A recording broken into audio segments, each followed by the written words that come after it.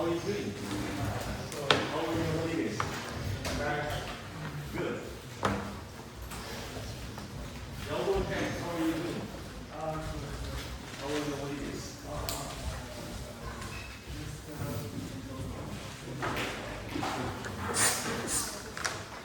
Jenny, good morning. How are your holidays? How are your holidays? Good? Okay, that's good. Alright, so today,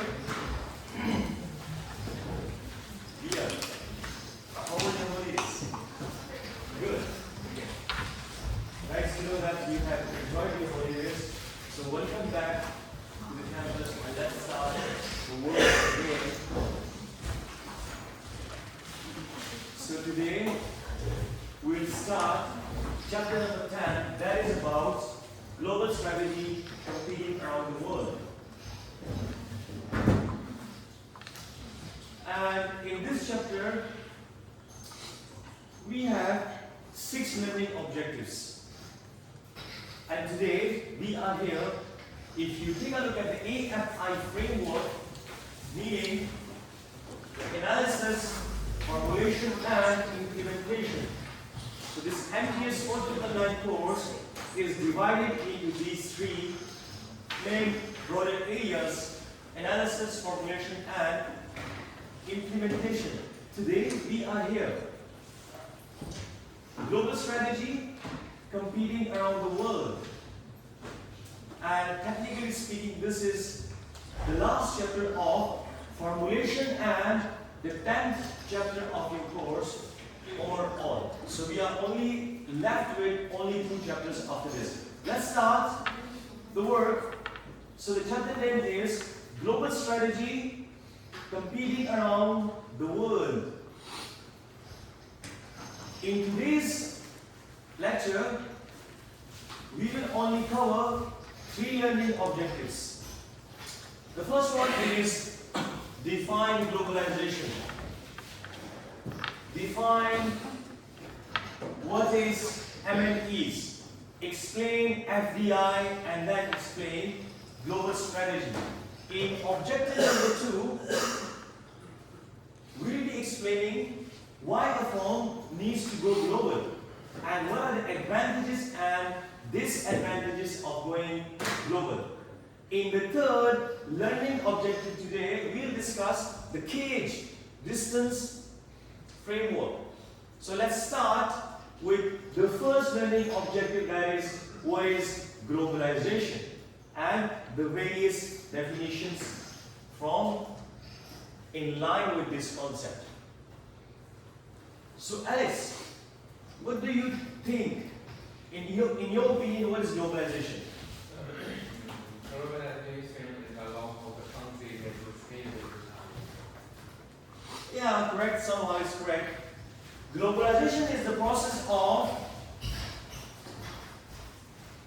closer integration and exchange between different countries. So in a nutshell, it is a closer integration between 2 countries for what? For the exchange of any goods, for the exchange of any services, for cultural exchanges, and so on. So in simple word, it is the closer integration and exchange between 2 different countries and maybe more countries towards cultural exchange, goods exchange, services exchange. I'll give you one classical example on globalization. You see that the Apple phones are designed in the US, manufactured in China, with various parts such as chips from various other countries and being sold around the world. So this is globalization. Designed in one country, assembled in another country, parts bought from another country and being sold in another country. This is called globalization. A closer integration and exchange of goods, services, cultural values between different countries. Second, multinational enterprise or MNEs. So what is a multinational enterprise? A multinational enterprise is a company that deploys its resources and capabilities. So what is resources and what are capabilities? Resources means any assets. Good. Lead. Capabilities means managerial skills. So when a company deploys its assets and managerial skills around the world or in any other country, it is called a multinational enterprise. Then what is FDI? Foreign direct investment. Pauline, do you have any idea what is FDI?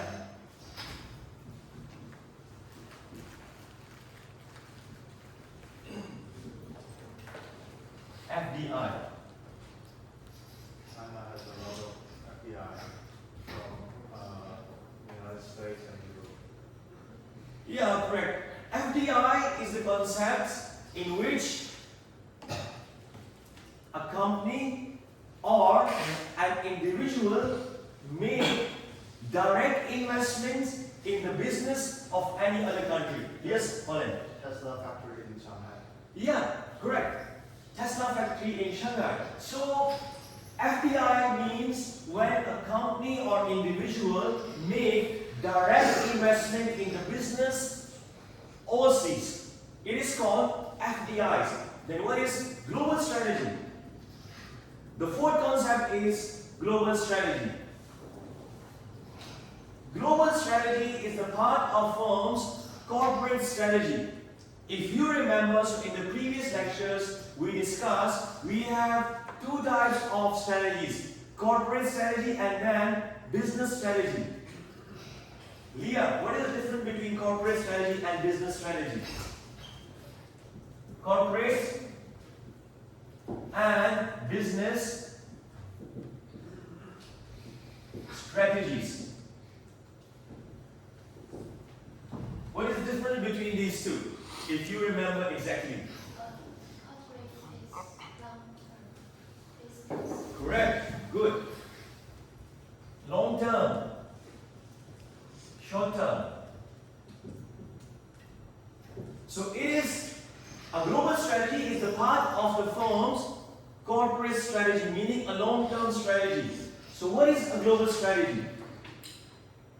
Global strategy is a firm strategy that is designed to achieve competitive advantage around the world. It is a strategy that is not designed for a particular area. It is a strategy which is not designed for a particular country. Rather, it is a strategy that is designed for the whole world, in the context of the whole world. McDonald's, based from US, contesting around the world, set a market leader, global strategy. Pepsi, Coke, Schweppes, based in other countries, competing around the world and still have a competitive advantage, global strategy. It is not designed for a particular area, but it is designed for the whole world. So I conclude these four definitions. The first is globalization. So it is a closer integration between two countries or more than two countries towards what? Towards the exchange of goods and services and any cultural exchange. The example I just gave you was that an iPhone designed in the US, assembled in China, parts are obtained from other countries and being sold around the world. M&Es is any company or individual that deploys their assets and capabilities in any other country or in any other company in any other country. multinational enterprise. Foreign direct investment FDI, it is an investment made by individual or a company in any other foreign country directly. It is called FDI. Global strategy is a part of a firm's corporate strategy, meaning a long-term strategy that is designed to achieve competitive advantage around the world. Right? Now let me discuss. So these are the four definitions. Now let's go towards the stages of globalization. So broadly we have three stages of globalization.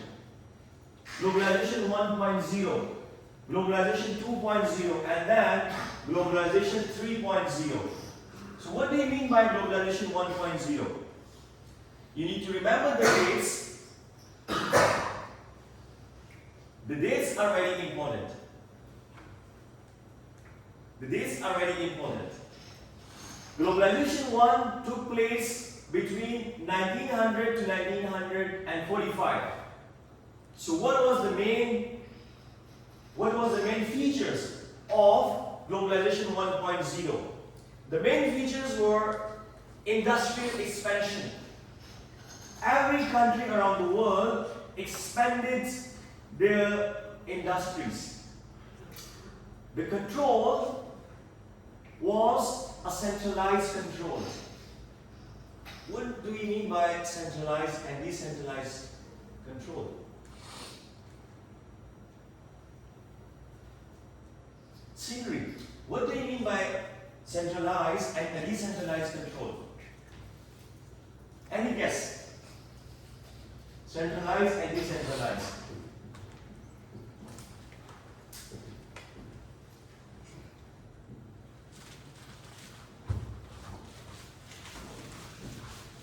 Centralized and decentralized control.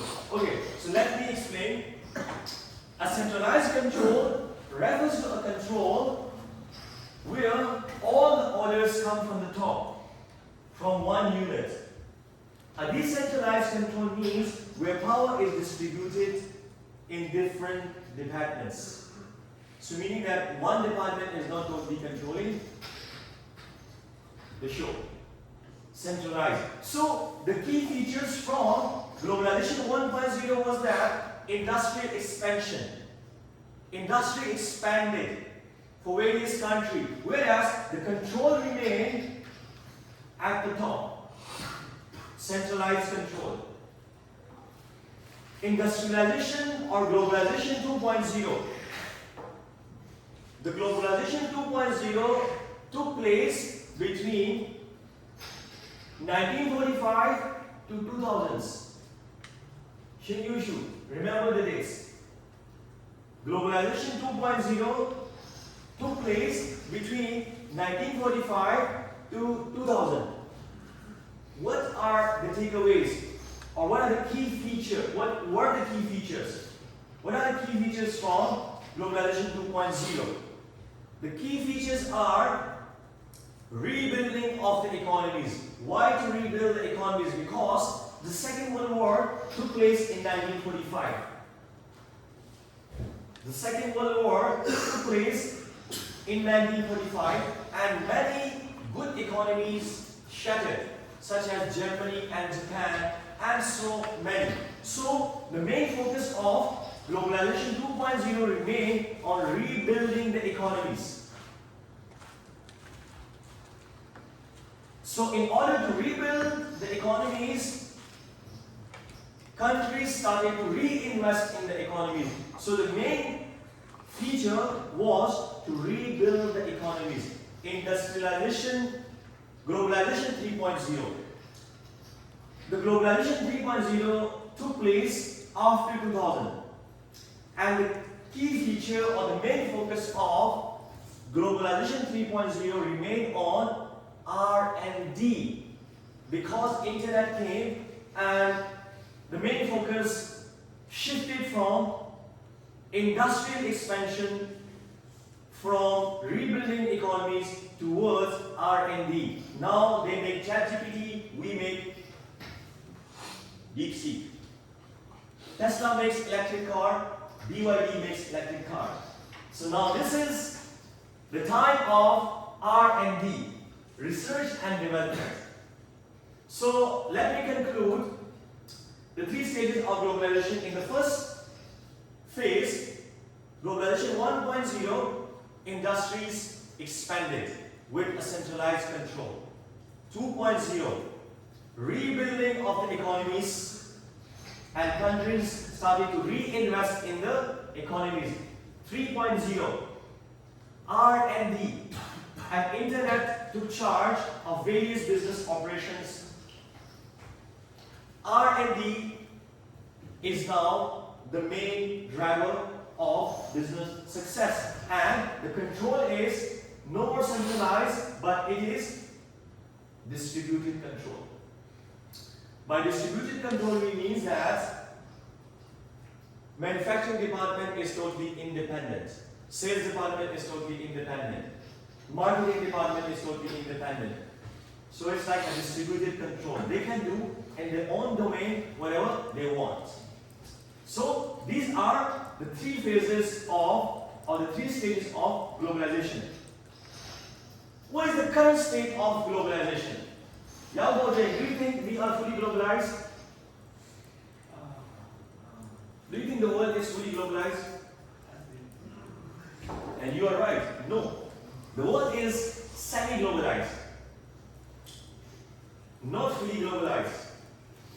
Different points, I'll try to explain it with the help of different points which shows that the world is not fully globalized yet. If we take a look, the current level, so it shows that the world is around 10 to 25% globalized. Let's take the example of voice communication. Only 2% of the world phone calls are global. Shin Yushu, how many times a day do you make international calls?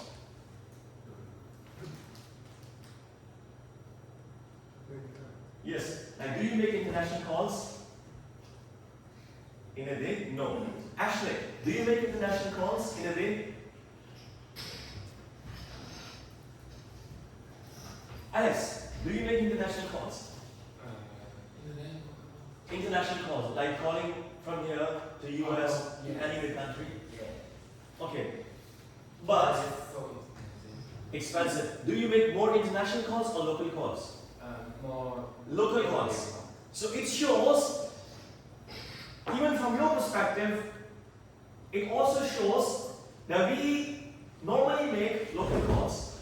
I'm making international calls frequently because I have family outside. But when it comes to different people, such as when I ask your perspective, so most of you are making local calls. So the world is only making 2% of international call. It shows we are not fully globalized. Otherwise, every second call would be an international call. Second, migration.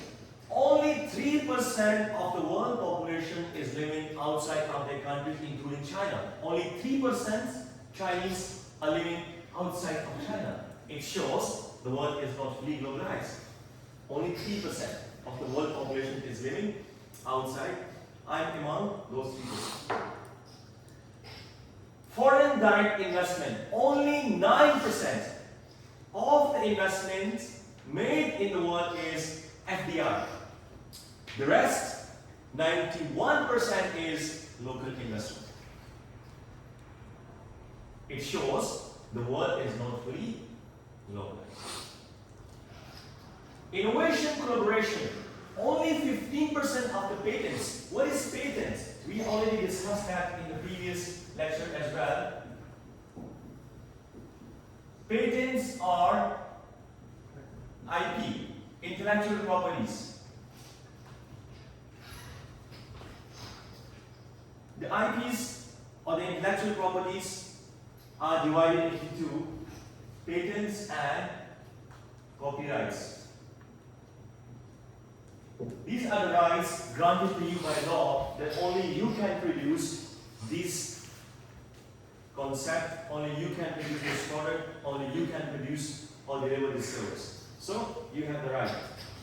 When it comes to the patents, so only 15% of the patents so far have international collaborations, meaning that the patents, let's suppose, Alex, you have developed this pointer, right? And you have applied for its patent that no one else except you can produce this pointer. And you have one collaborator from US. This is called international collaborations on patents. So only 15% of the world patents have an international author or an international collaboration, meaning that the rest, 85% patents, are still being registered locally, proving that the world is not fully global. Internet traffic, 18% of internet traffic crosses national borders, the rest, 82%, is from inside the country, proving that the world is not fully globalized. And last is future outlook. The future outlook shows that though we are not fully globalized, we will even reduce this rate of globalization due to various reasons, such as the nationalism agenda in each country, in every country, is increasing, such as Trump came in power in US with a slogan, "Make America Great Again." Modi in India came with a slogan, "Make in India." US is imposing different sanctions on China. So these international developments and these nationalist visions or aspirations shows that the globalization will even go down in the future. Any question from the first learning objective, define globalization, MNEs, foreign direct investment and global strategy? Any question?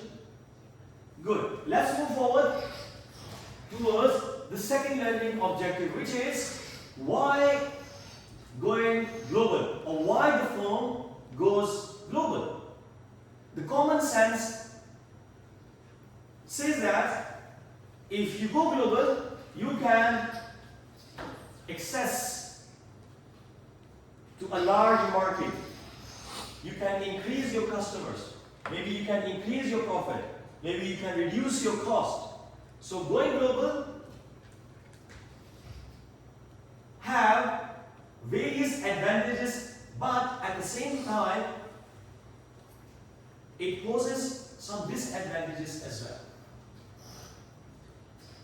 So let's discuss the advantages first of all, and then we discuss the disadvantages, and why the firm choose to go global.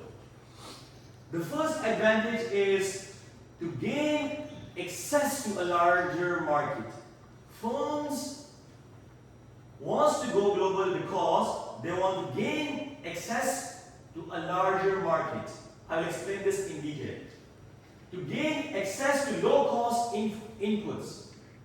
Firms goes global in order to reduce their cost. Sometimes. Third, the firm goes global in order to develop new competences, develop new core competences. As I said, going global has some advantages. On the other hand, it also has some disadvantages, such as liability of foreignness. I'll explain this. What is liability of foreignness?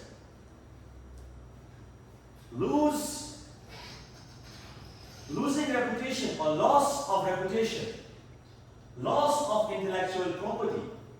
Now let's discuss the advantages first and then discuss the disadvantages first. So the first advantage of going global is to gain access to a larger market. Vincent, let's suppose you have developed this marker.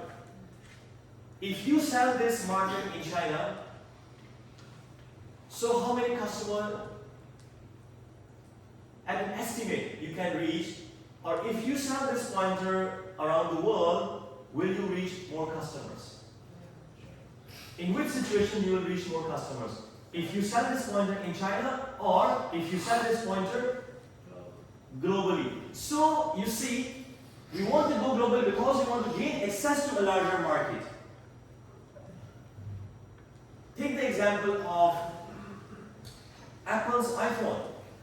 If Apple only sell iPhones in the US, it would have very limited customers or limited sales. But if Apple sell these iPhones across the world, it can reach to a wider range of customers. So the first point of going global is very simple, easy and straightforward, that we want to gain access to a larger market where you can sell more, where you can increase your customers, where you can increase your profit.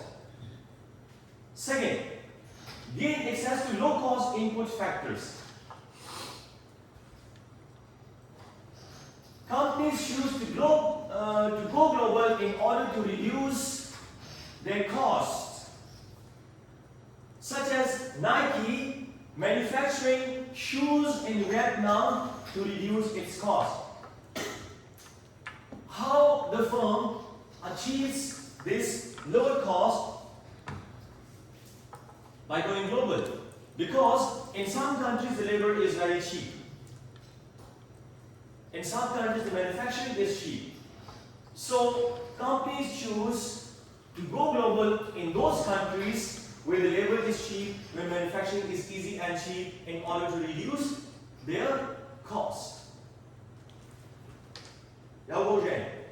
Right? In the third place, the companies choose to go global in order to develop new competences. What are core competences?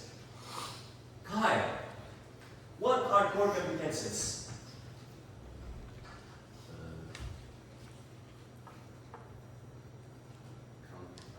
Competitive advantage. Yeah, correct. Core competences mean internal unique strengths.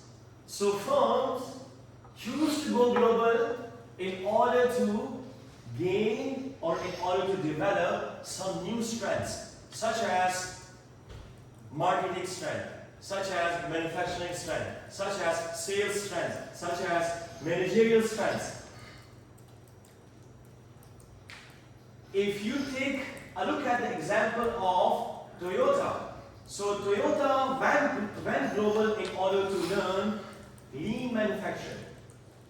What is lean manufacturing? Lean manufacturing.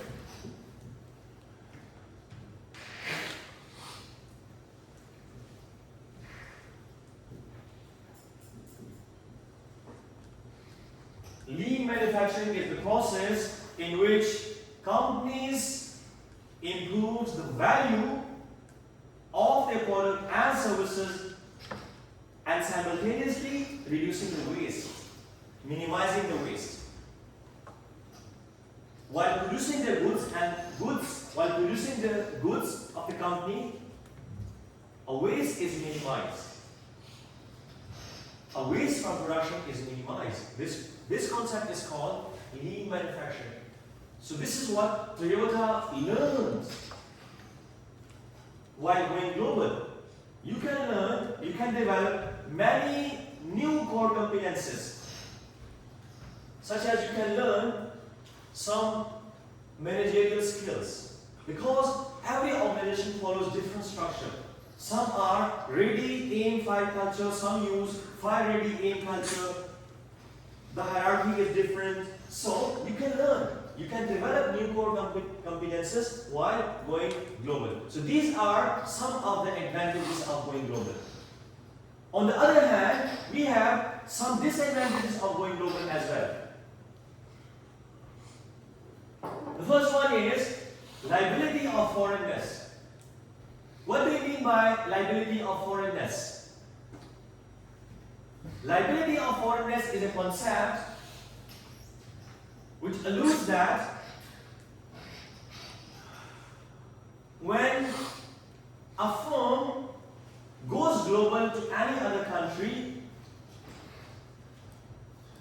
they have the disadvantages, meaning they are unfamiliar with the culture, They are unfamiliar with the mindset of the people. They are unfamiliar with the government laws. They are unfamiliar with the regulation of that country, which puts them at a disadvantage while competing with the local brand. So the liability of foreignness means the ignorance of a foreign company toward the local laws, taste of the people, attitude of the people, behavior of the people, lifestyle of the people, regulation, laws, and different other internal factors. They are ignorant or unaware of those factors. So it puts them at a disadvantaged position while competing with the local brand who are 100% familiar with the local laws, local rules, local regulations, mindset, attitude, and behavior and lifestyle of people. Right? This is called liability of foreignness. So this is a disadvantage of going global. For example, let's suppose you choose to operate or you choose to go global in Sri Lanka. You want to start your own clothes brand in Sri Lanka. Are you aware with the attitude, behavior, lifestyle of people? Though you can do online research, but still doing a research and being on the ground, some differences. So you see, would you be totally aware with the attitude, behavior, lifestyle, fashion trend of people living in Sri Lanka? You will be fully aware. As a foreign brand, okay, are you more aware with the lifestyle, attitude, and behavior of Chinese, or you are more aware about the lifestyle, attitude, behavior of Sri Lankans? Chinese. So this is called liability of foreigners. If you go to Sri Lanka to start your own brand, you are not that much aware of the attitude, behavior, and lifestyle of Sri Lankan as a Sri Lankan businessman is aware. So you are at a disadvantaged position. This is called liability of foreigners. Second, loss of reputation. When we go global, yes, we sometimes achieve reduction in the cost, but sometimes this reduction in the cost comes at the cost of our reputation. You know, in some countries where we operate in order to reduce the cost while looking for a cheap laborers, yes, we can reduce the cost, but we sometimes violate the labor laws, such as the minimum wage. We provide them lowest than the minimum wage which is prescribed around the world. So, in a nutshell, how you lose your reputation? You reduce the cost. But sometimes you are unaware, or maybe you close your eyes, or you're okay with that you provide low wages to those employees working for you in a different countries. Sometimes the working environments are very bad. It's called sweatshops. Sometimes they are physically abused. So these kind, the examples given in your case is that if you see in Vietnam, Nike faced a backlash of providing low wages to the workers. In Indonesia, the worker faced physical abuse. And in some countries, you can see that the shops are referred to as sweatshops, where the customers work in a very miserable environment. So, these companies reduces the cost at the sake of these violations. They can reduce the cost, but sometimes they commit some activities which are against the labor laws. It causes them loss of reputation. Right? So this is a disadvantage. Loss of intellectual property. This is very straightforward and most important factor. You see, the success of every business is its secret recipe. The success of Coca-Cola is not the bottle. The success of Coca-Cola is the syrup inside the bottle, the formula of that syrup.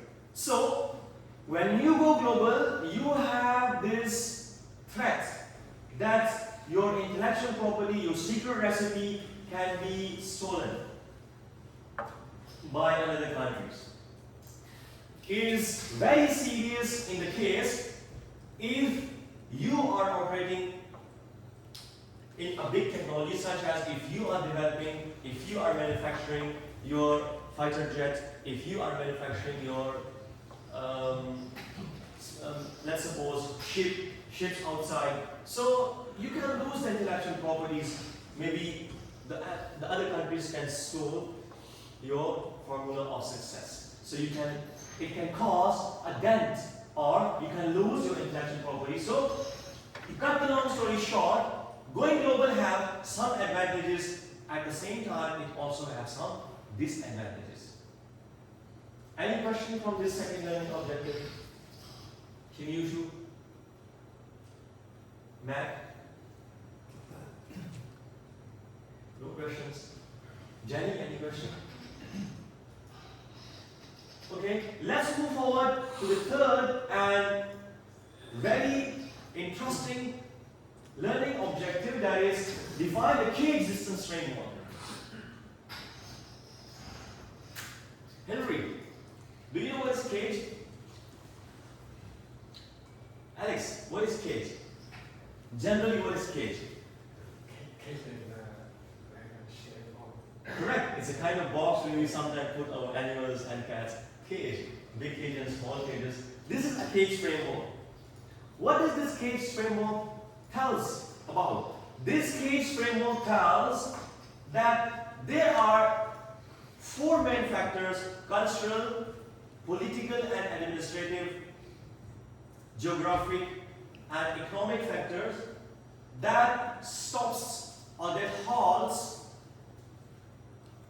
different countries to operate or to do business with another country. These are the stoppers, these are the barriers. Some barriers that stops some countries while doing trade with another countries. Let's discuss the first barriers or the first distance. Cultural distance.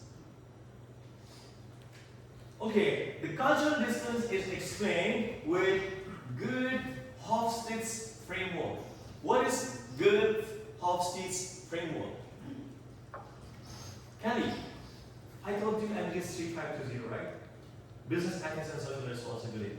In business ethics and social responsibility, we already discussed Good-Hofstede's framework. Do you remember? Yeah, have you already studied this, right? Good-Hofstede's framework.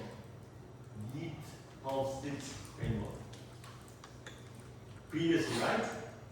Yes, all of you have studied, but maybe somehow it is oversighted, but yes, you have studied it. Okay, it is basically a framework that talks about different cultural distances. The first cultural distance it explains is power distance. What is power distance? So power distance is a concept in which the power is distributed unequally among different organization members. Some members of the organization have more power, while other members in the organization have less power. Some cultures are okay with this distribution, such as Malaysia is okay with this unequal distribution of power. In Malaysia, we have the king system called Agong, which is supreme. Even Agong is above the parliament as well. So, in Malaysia, people are okay with unequal distribution of power. But in other countries such as Denmark, people believe, or the culture is that where people suppose equal distribution of power among members of organizations. They want to share, or they want to have a power which is not have along as a huge distance. So the first cultural distance as for the Good-Hofstede framework is power distance. which means that certain cultures are okay with the unequal distribution of power in the organizations. And in some countries, people are not okay with unequal distribution of power. So, how we can stop the trade or the business between these two countries? These are different mindsets.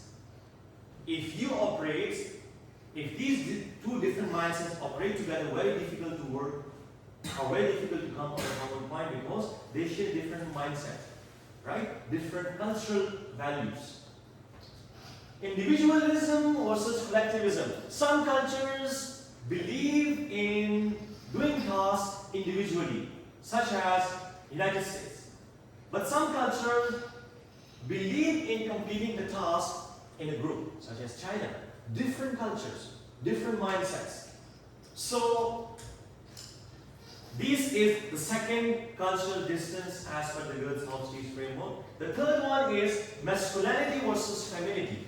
What is masculinity? Comes from muscles, power. Muscles and power, masculinity, strong build-up.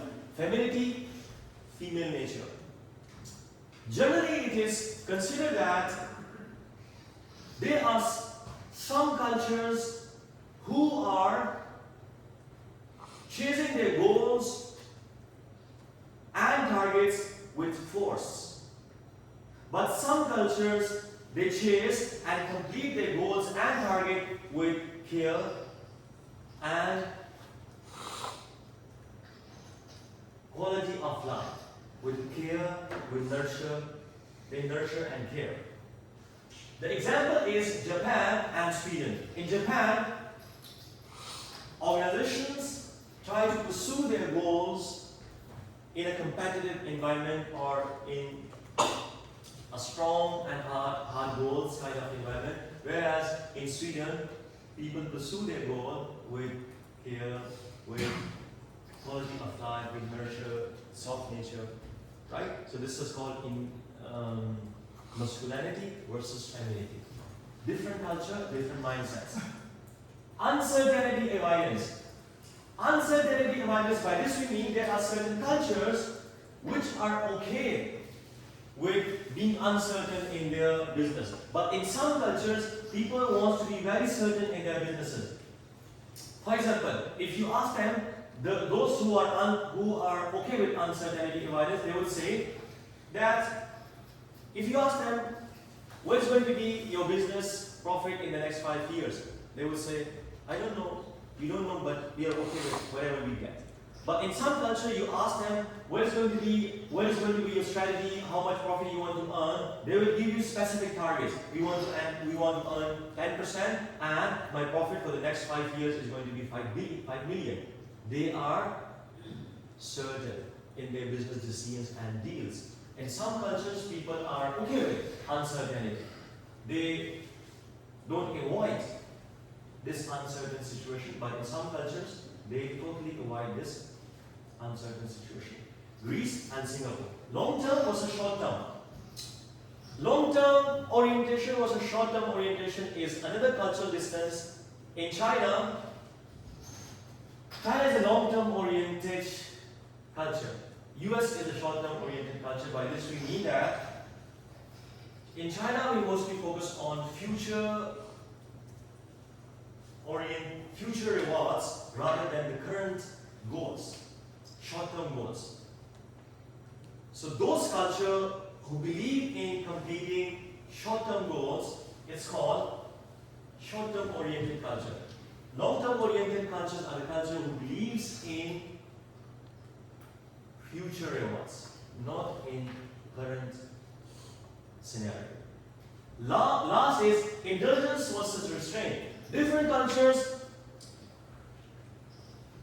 it means there are two types of culture in which one culture or the people from one culture they enjoy life while doing their task as well. In other culture who are restrained, they don't enjoy their life while doing their business as well. Russia and Mexico. Mexicans, they enjoy their life as well while doing the task. But in Russia, they take the task so seriously that they forget to enjoy their life along with that as well. Restrained cultures. So these are different cultures, distances that can halt, that can stop, that can reduce, or can promote the international trade or business between different countries. Cultural factors. Any question? This is very important. The good Hofstede framework is very, very important. Second, administrative and political distances.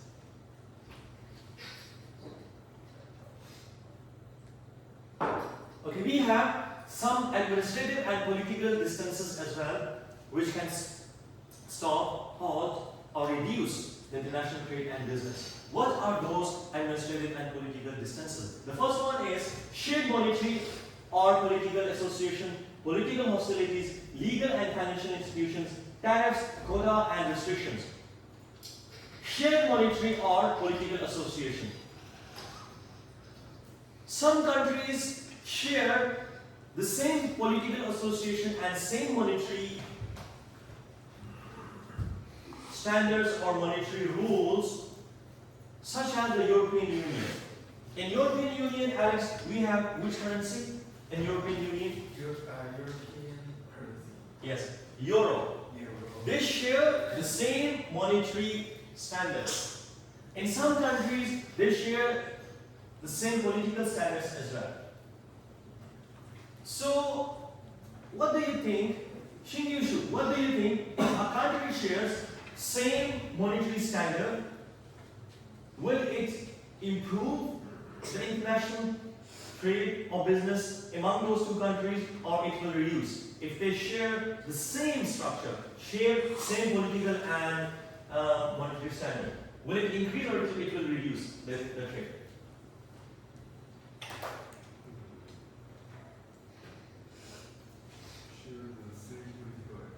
Yeah, if they share the same political and monetary standard, what do you think? It will increase the trade and business between those two countries or reduce the trade? Of course it will increase. You don't need to involve yourself in different transactions, different conversions, converting USD into that country economy. Because for doing international trade, mostly if you don't share the same currency, we use USD. And USD is used as a foreign reserve for many countries, including China. We have USD as a foreign reserve. So many countries don't want to reduce their foreign reserves. They want to keep them intact. So if a country share the same financial standard, you can deal in your own local currencies. So you don't have to spend much of your foreign reserves for that. It increases the same. It increases the business between those two countries. Another reason, another distance from administrative and political distance is political hostility. What is hostility or hostile nations or hostilities or hostile behavior? A kind of enemy. Hostile, hostility, it's kind of enemy.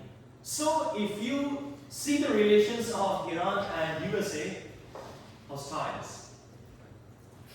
So when we have these political hostilities between two countries, for sure it reduces the cooperation, it reduces the trade, it reduces the business between those two countries, because the leaders don't like each other.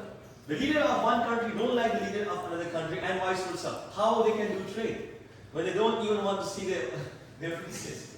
How they can do trade with each other? They don't want to see each other's face.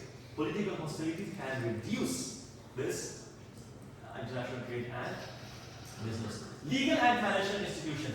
Some countries have strong legal and financial institutions, while others have weak legal and financial institutions. So those countries, people whose countries have strong legal and financial institutions, they are groomed up, they are brought up with a mindset that they can get justice anywhere. But in some countries, the legal and financial institutions are very weak, that you cannot get justice. Only the powerful get justice in those countries. So,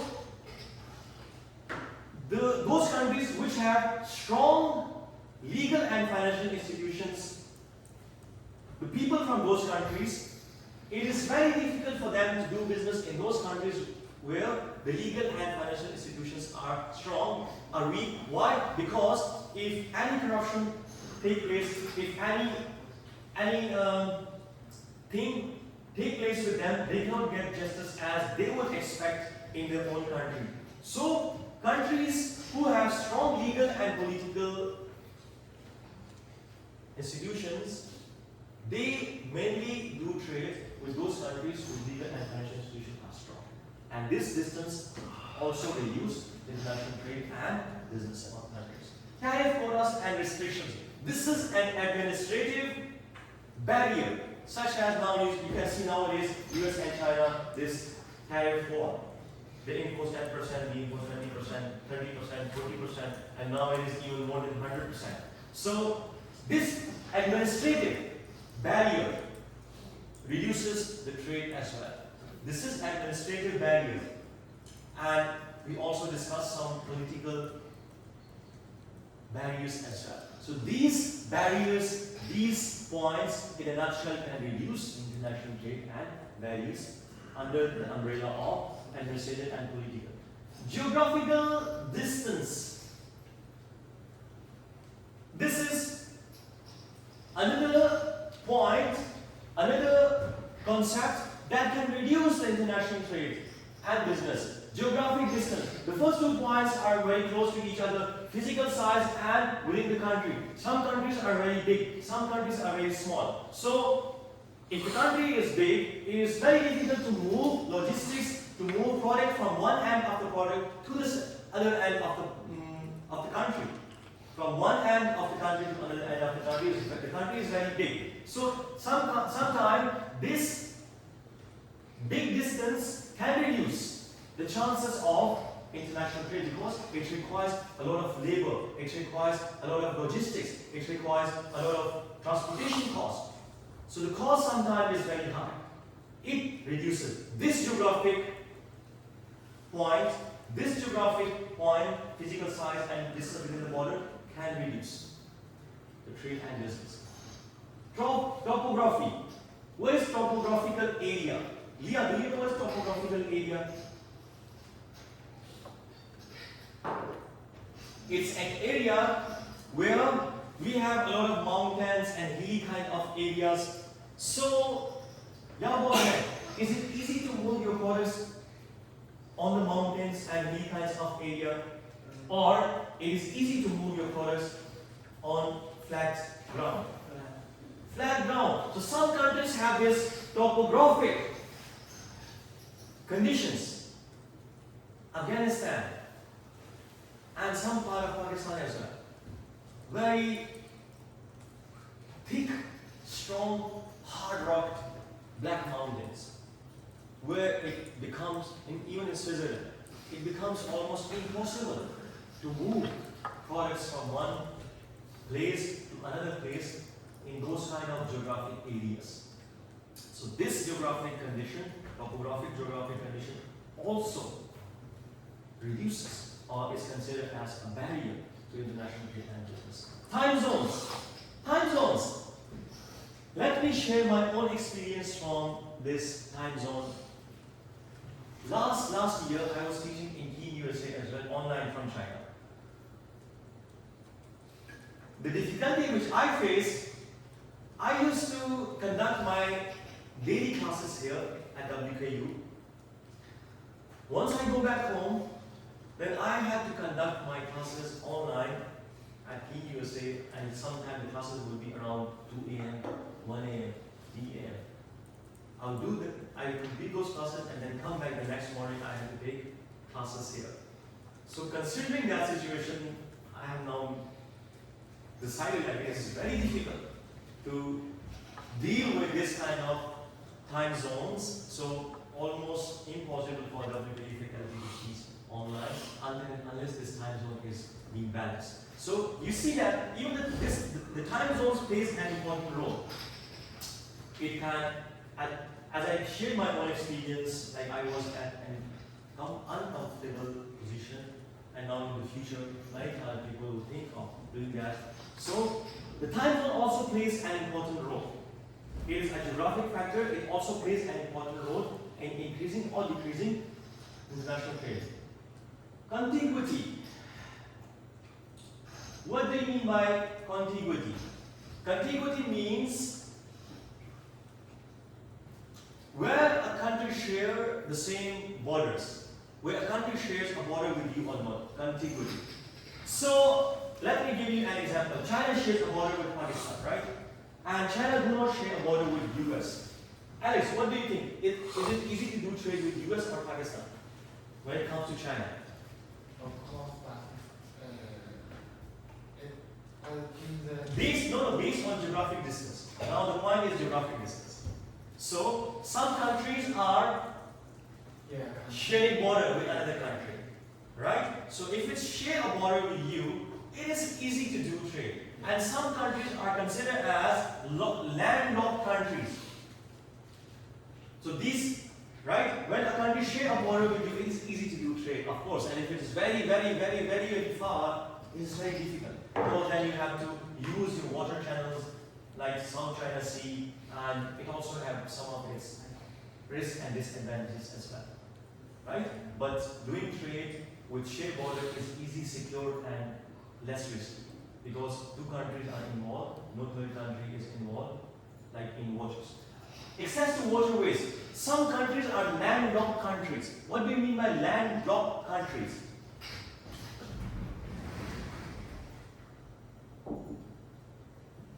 Landlocked countries. Some countries are locked by land, meaning they do not have any ocean, they do not have any sea or any port surrounding them. Very difficult to do trade with them because most of the world trade is being done through waters.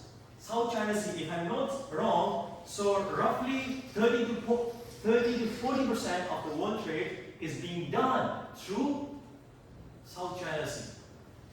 So a country who is locked by land, very difficult to do trade with it because you have to cross another country border to reach that country. But if a country shares a border like ocean and sea, so you can easily drop the products to that port. And also another reason, infrastructure. Such as China has good infrastructure. Part of African countries do not have this kind of good infrastructure. So it also, the infrastructure also can increase or reduce the trade. For example, if you want to do a trade with any African country, but then you would think twice, like can I move my goods within that country easily? Because the infrastructure is very weak, so it is risky. Right? This is geographical factor. Let's move faster to the last factor and then we'll discuss a short case study at the end of the lecture. So the last factor is economic distance. Some countries have big economies, some countries have small economies. This is considered as economic distance. How this economic distance can increase or reduce a trade between each other or between two countries. Wealth and per capita income. The higher income countries engages more in international trade. Why?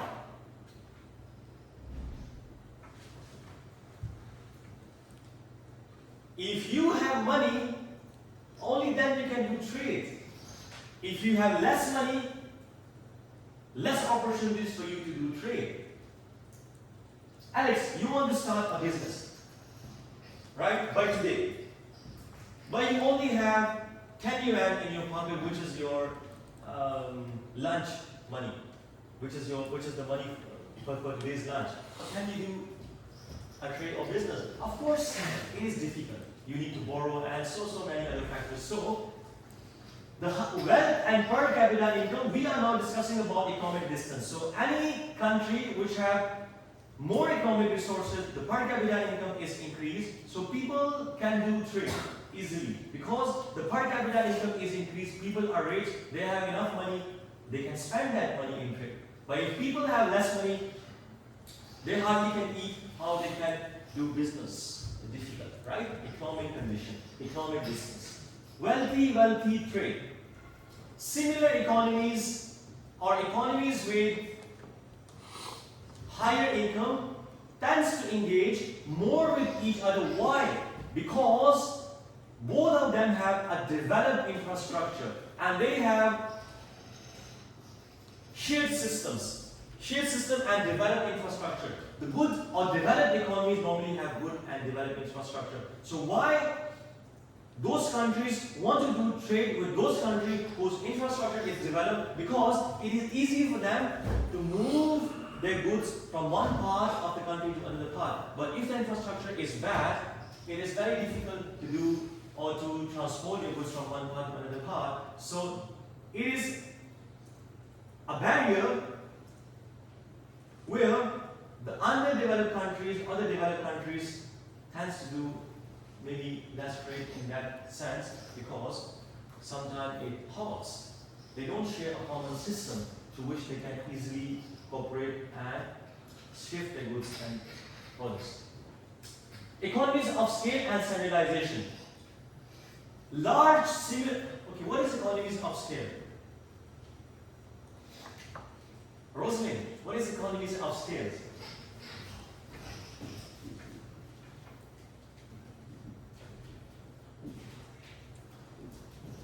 Economies of scale.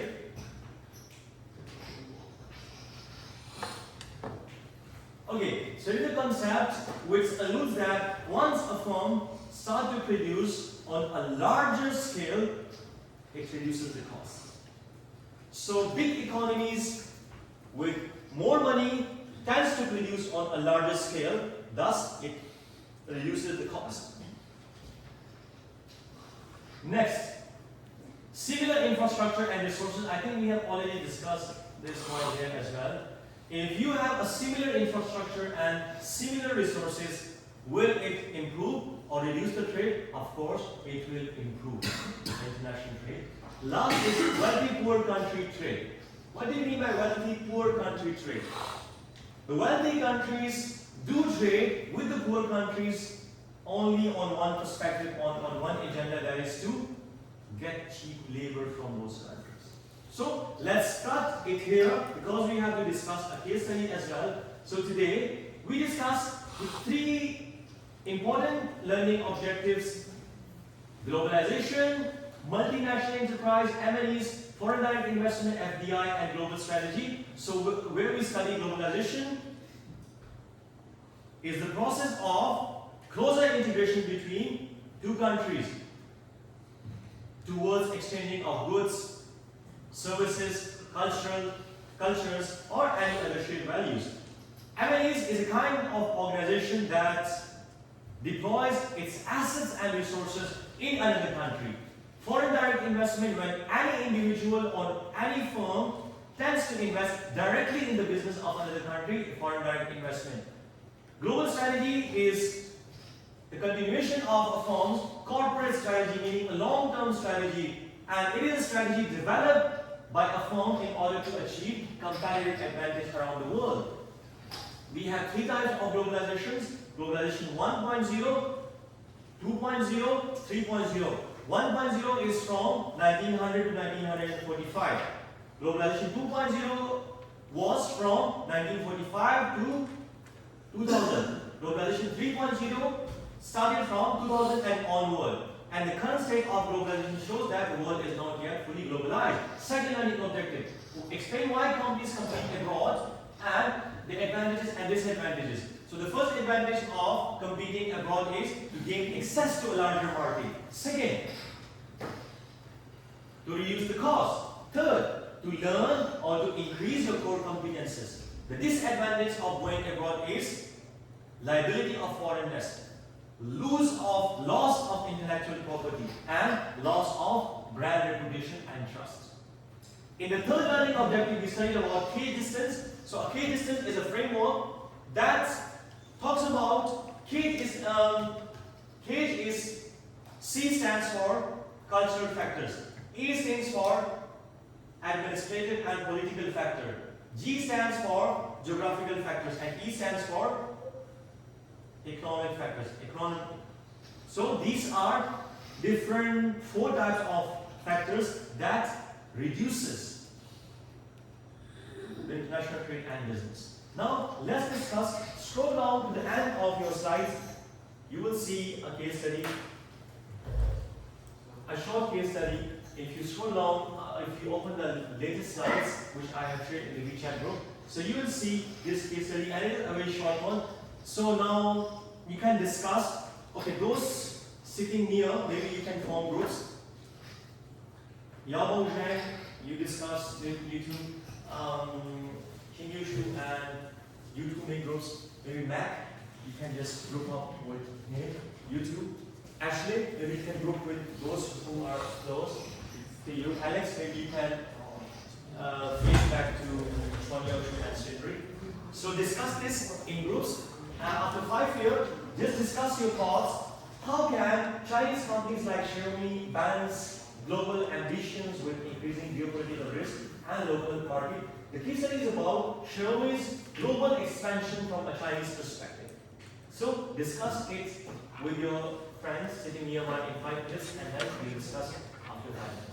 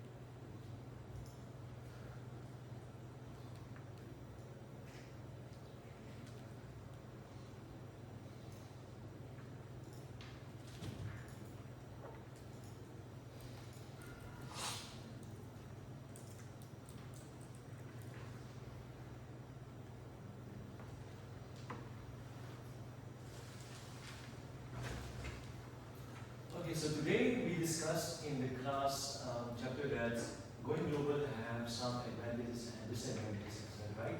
Same is the case then. Like when Xiaomi went global, so it achieved certain advantages, but it also posed some disadvantages as well. So the question is, how to achieve a balanced global ambitions while increasing geopolitical risk and local market resistance? Like going global also have some advantages and some disadvantages. So in this case, we also need to discuss from the Xiaomi's perspective that what kind of advantages they achieve and what kind of risk they or geopolitical risk they are facing while they went global. We need to discuss that in this case study. So, Vincent, are you done discussing? Yeah, okay, so in your opinion, like how Xiaomi can achieve this balance, global ambition with increasing geopolitical risk and local market resistance? How Xiaomi can achieve a balance? First we can outsource production process to. So, okay, so it's outsourcing.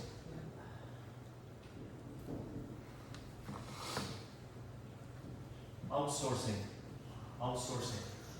And then we can merge some of the company to create some systems to. So merger. Good, very good. So from your perspective, the balanced approach for Xiaomi's while going global is to focus on these two key factors, such as outsourcing and then to have some mergers. Good point taken, good. Alex, in your perspective, what can Xiaomi do or what could be a balanced approach for going global while considering those geopolitical tensions, risk? I think they will receive their manufacturing not in China before the trade war. So in-house manufacturing.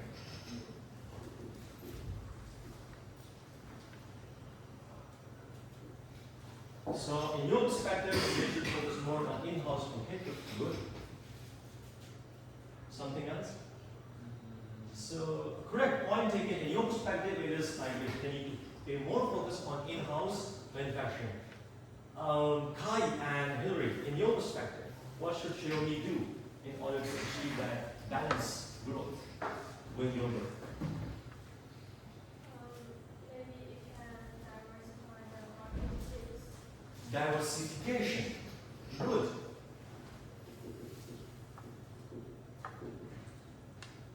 Diversification of risk. Good. Yes. Good point taken. So, in your perspective, Xiaomi can achieve through diversification of risk. Sindri and Shu, in your perspective, what should Xiaomi do in order to achieve this balanced growth while going global? I say the Technological advancement. Technological advancement. Tech advancement. Okay, so good. Points taken. Good to know your perspective. Somehow it would have increased your perspective of what should a firm do while going global, what kind of factor they need to consider, because it also poses some advantages but also poses some disadvantages as well. Okay, now let's take attendance and then we are good to go. So, attendance.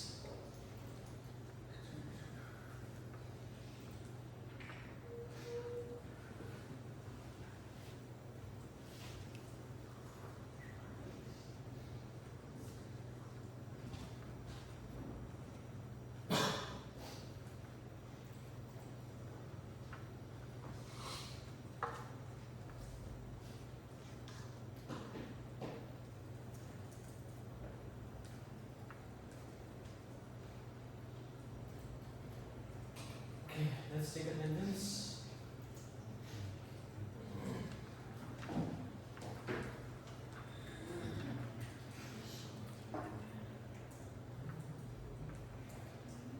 Barry, side is absent. Sandy, Jason, Ying Ding, Coming Home, King Hu, Yifan Hu, Jingbi Gai, Winter is present. Hao Chen Wu, Mac. Is it you? Yihan Hu, Kelly is present. Tiffany is present. Hongkai Lee, Alex is present. Leah is present. Helen, present. Nat, Jingkai Miao, Yan Yushi, Rong Wu, Rosemary, Wen Yang Xiao, Chang Shu, Kai, Tian Yi Shu, Xin Yu Shu, Tiling Zhang, Ashley, Yao Yuan, Chuan Yang Shu, Sindri, Jenny, and Shelly. Thank you very much and see you on this.